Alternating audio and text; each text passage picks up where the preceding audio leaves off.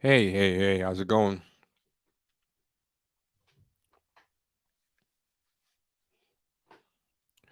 Hope you're all doing well.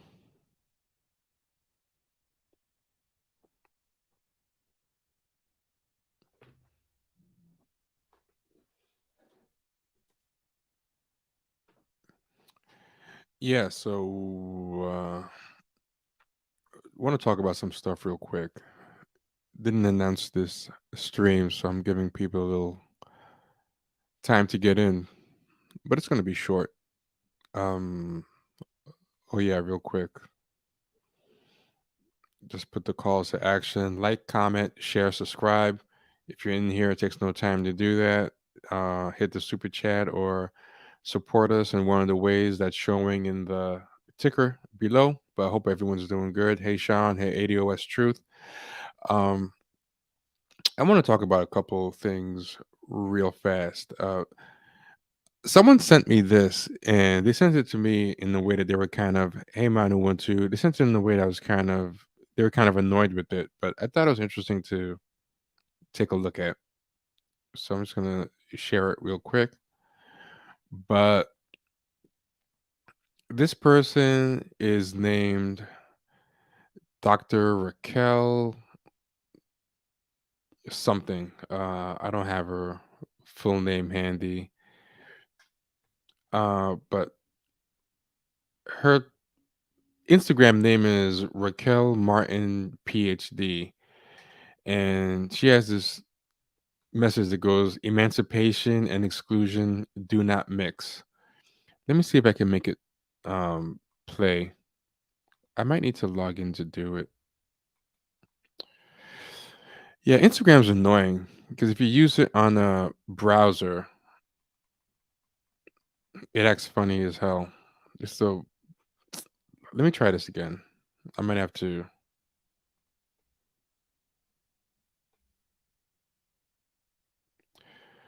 Okay, let's try to log this in again.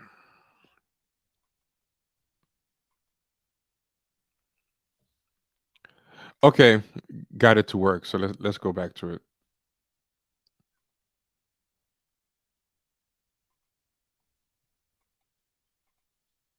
Someone said, "Shouldn't you be at work?" It is a holiday. It is oppressor day. Oh wait, Kanye changed his name to Ye, like officially. I didn't know that. Okay, so check it out. So let me know if you can hear the sound on this. When I say protect Black people, I mean protect Black women, Black men, non binary Black people, Black children, trans Black people, queer Black people, neurodivergent Black people, Black people. I feel like this is what intersectionality kind of is now. I call it activish, not activist, but activish. Like it's kind of activisty, but there's nothing of substance. Like this is just a mix and match list. Like this is competitive list making. It's like uh, you know, black disabled people, black queer disabled people, black queer short disabled people, black queer short fat disabled black people, trans black, non-binary, queer, left-handed black people. Like who is this helping really? Um, but check it out. It just keeps going on and on. People with disabilities, incarcerated Black people. When I say listen to and embrace Black narratives, because we are only as educated as the narratives that are shared, that means the narratives of dark skinned, light skinned, poor, rich, hood, nerdy, fat, skinny, weird Black people, the stories of Black people rocking weave, locks, afros, curls, fades, dress shoes, sneaks, heels, flats. I mean, I feel like it's almost like parody. Like if someone was making fun of intersectionality, it would just be like someone just spending all the time just making like she's mentioning the type of shoes that you wear, even you know, like if you're wearing heels or flats, your hairstyle. You cannot state that you want emancipation. Like, how can you mention being incarcerated and wearing a certain type of shoe in the same sentence as if they have like the same weight. Like they bring up everything from your skin color to your incarceration status to your socioeconomic status to whether your shoes have heels or not, uh, to the hairstyle that you chose to get from the barber. That you are working towards liberation, and then actively work to exclude, downplay, or silence certain Black narratives because you can't relate. Okay, but what does that mean? What is she talking about? Who's doing this?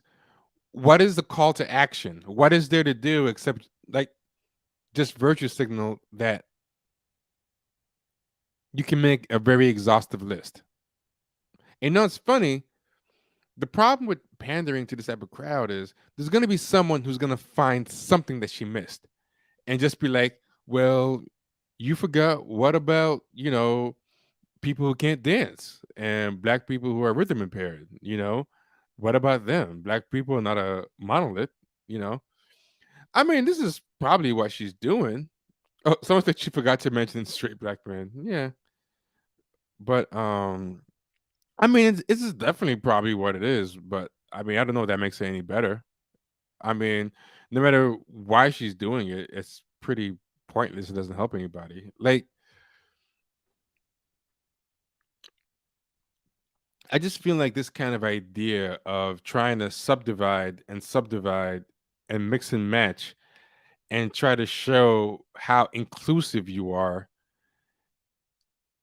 it just leads to this thing where nothing gets done. Like what is the real point of this? Um, it's like, okay, so you've proven that you've thought of everybody. Like, congratulations. Like, now what do you do for all these people? Like, what is a call to action? What is the actual politics? And she's an assistant professor. She's, does therapy and all this stuff. But I mean, there has to be more than just affirming people. And everything now is about affirming people. Everything is about affirming people and settling scores with the people who you feel are more privileged than you or have as an identity done you wrong. And it's I can see the relief that one gets from that, but it doesn't really push you to grow, and it doesn't really get you yeah, it's just I don't know. But this is why I think the white establishment so loves intersectionality, because it's like this is all you gotta do is you gotta make a list and tell people that you're listening to everybody on the list and you're a good ally now, and you've done your part. And yeah, this is endless subdivision of identity into smaller identities, and then mixing and matching and combining them, and then trying to show you've made an exhaustive list, and then the game of someone doing a gotcha, like, oh wait, you missed X, Y, and Z. Why did you miss that? Now I got to call you in, and now I got to give an explanation as to why I didn't do it. And I have to apologize, and it's just, again, we lost the race war. This is what we do now. We're just negotiating. I feel the terms of surrender. That's where we are right now, and I just wonder what people think about that. Um, why it's like that, because it's kind of frustrating to me. But and this is the other thing I wanted to talk about was the Kanye thing with the White Lives Matter and the ways in which it kind of drives me crazy. Um, and someone might say this is hypocritical and that I'm contributing to the problem myself and by making a video about it. But I mean, maybe, maybe I am. Um, I mean, it's possible. But what I wanted to talk about was this. So he did the White Lives Matter shirt, right? And the thing that kind of drives me crazy is every time he does one of these stunts, all the black people online start getting worked up and attacking him. And I'm not saying you shouldn't attack him. Feel free to attack him. But I don't want to hear anything from black people who are wearing Yeezys. Like, if you are wearing Yeezys, just please just shut up. I don't want to hear from you. I'm just tired of this idea that there's people who will do anything, anything to complain and fight against something except make their own lives inconvenient for a split second. You know, it's like those people, they bash J.K. Rowling all day. They think she's transphobic, but instead of just saying, "Hey, I'm gonna not put any money in her pocket and I'm gonna give up Harry Potter," it's like, no, I'm a big baby that has to consume every Harry Potter thing that comes out. Instead, what I'm going to do is demand that Warner Brothers cut her out of her own creation and make my life easy. Like, please make this Harry Potter video game, but promise me she's not going to work on it or her name is not going to appear in the credits so I can just consume it guilt free. Like, protect me from my own lack of willpower. She's still going to make money from the damn thing, you know, but I just don't want to see her and be reminded that I'm spineless. You know what I mean? Um, or the reunion special, but don't have the person that created the thing. You know, like, I want to be so paternalistic that you protect me from myself and you are my conscience for me. It's like what I say about like being socially progressive now means I should be protected from my own compulsions. I should be allowed to jump out windows, and if you're not waiting on the ground floor with the mattress at the right time to catch me, you are now one of my oppressors. Like your responsibility to me as a privileged person is to not just give me actual justice, but to actually protect me from myself. And it's your duty because you're more privileged to me. You know what I mean? Yes, it's same thing with Joe Rogan. Yeah, it's like someone said they want Spotify to deplatform him instead of just not listening to his podcast. Oh, and also just not quitting Spotify. Like, why not just quit Spotify and take your $10 a month and go home? But no, I gotta have Spotify. It's not. Uh, you can't ask me to do anything. That's not what politics is. You can't ask me to make a sacrifice. I just want to complain online and berate other people into doing the work for me. You know, so it's like y'all just need the Kanye sneakers that look like giant tilapia fish with holes in them so badly that you can't stop. Like, I see people talking about, you know, fuck Kanye, but I'm still buying those sneakers, you know. But I want them deplatformed. And it's like, just shut up. I do not want to hear from you if you're gonna buy those sneakers. Those sneakers don't even look that good that it's worth compromising your values for. It's but yeah, this is true. To a lot of them, they don't care about the artist anyway, in general, even the stuff they you know, claim to like. You know, they view it as just an IP. They don't care who works on it as long as as long as they're getting more stuff to consume. So yeah, I mean that's the main thing I gotta say about that. I'm not telling you to not boycott I'm not telling you to not complain about Kanye. If you want to complain about Kanye, feel good. I'm not telling people you better boycott his sneakers. I don't care if you boycott his sneakers or not. If you want to buy them, buy them. If you don't want to buy them, don't buy them. I just don't want to hear assholes complain about Kanye and call him a coon and all these things. But then I'm going to see that same account in 4 months getting excited for the next Yeezys, you know, or getting excited for the next album. Just shut up. Take a stand and give something up, or don't take a stand and, you know, whatever. Yeah, so yeah, it's ridiculous. Yeah, and just do it with so many things. It drives it. And here's another thing about the Kanye thing, right?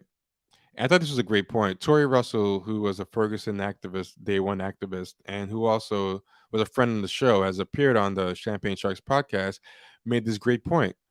One wore the quote unquote wrong shirt, and one wore the quote unquote right shirt.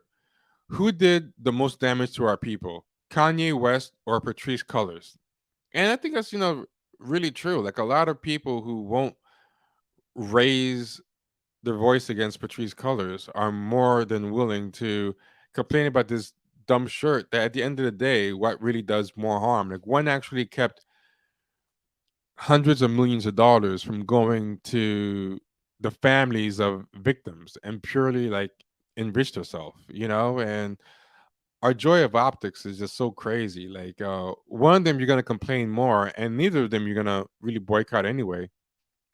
So yeah, this idea that everybody has a megaphone through social media through which to vent, I think is one of the most damaging things because it makes you feel like you're doing actual politics. Whether it's you're the first person who just goes on Instagram and just makes a giant vague list that does not improve anyone's life in any way except makes them feel affirmed for like 1 millisecond, or just launching attacks on Kanye that mean nothing and just signal boost him more, on your way to go buy his next sneakers or listen to his next album when it drops.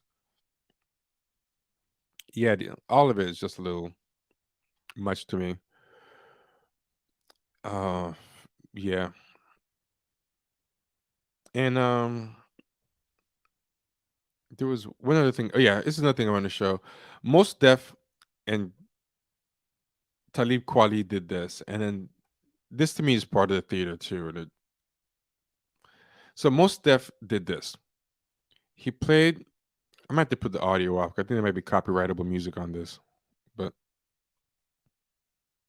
Nice, nice level. Thank you, Mr. Jackson. so he put "White Lies Matter." So they put a "White Lies Matter" shirt, and then they xed out the V, or kind of faded it out, and he showed he got his own shirt, "White Lies Matter," and then his audience clapped like seals, the same way Kanye's audience clapped like seals, and then oh damn it, I can't pull up the comments because oh wait, here we go, the comments are here.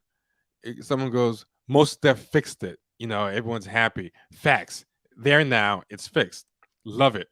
Where can I buy one? Now that's a shirt I can buy.